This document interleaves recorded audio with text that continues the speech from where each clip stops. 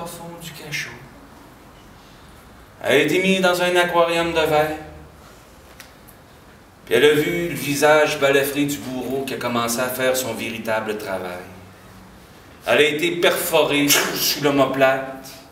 Elle a été intubée dans chaque artère. Elle a été perforée au cœur. Elle a été coupée au cou. Puis chaque fois qu'il y avait un tube qui était placé, il y avait de l'eau pure, cristalline, qui était recueillie dans des grands vases.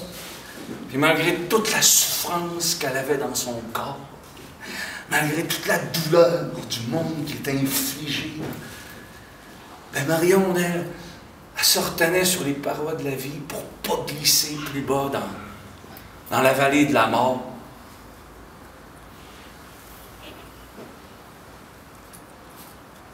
Tout comme sa mère, la potière,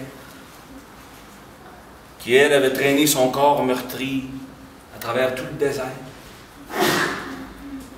Quand la vieille femme est arrivée au bidonville, eh bien, les gens voyaient un miracle craché par la gueule de l'enfer du désert. Ils ont fait signe. Ils ont apporté de l'eau sale, de l'eau croupie. Puis ils en donnaient à la vieille femme qui a commencé à raconter des choses étranges. Un arbre était dans le désert, de l'ombre était par terre. Puis autant que ça semblait insensé, autant que la joie, puis autant que l'animation revenait dans le corps des hommes puis des femmes du bidonville. Puis quand ils ont posé leurs questions, ta fille? Ben dans le silence, la potière a regardé vers le château. Elle s'est levée. Elle était chambranlante. Puis il ne restait plus qu'une chose à faire. Elle s'était dit qu'elle irait à la cité, puis elle la ramènerait. Elle est sortie du bidonville, puis la vieille femme était seule sur le petit chemin de pierre blanche.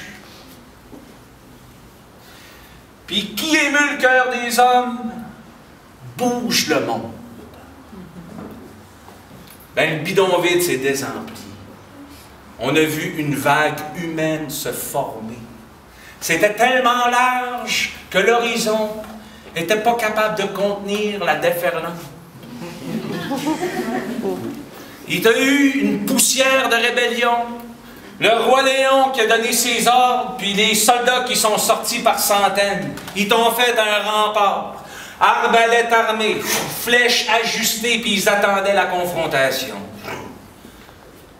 Et cependant, ils ont été déstabilisés parce qu'ils comprenaient que ce n'était pas une armée qui s'en venait. Ils voyaient des hommes, des femmes, des enfants, pas de pierre, pas de gourdin. Et ce que les soldats voyaient, c'était un océan d'espoir qui reluisait dans leurs yeux. La confusion s'est installée.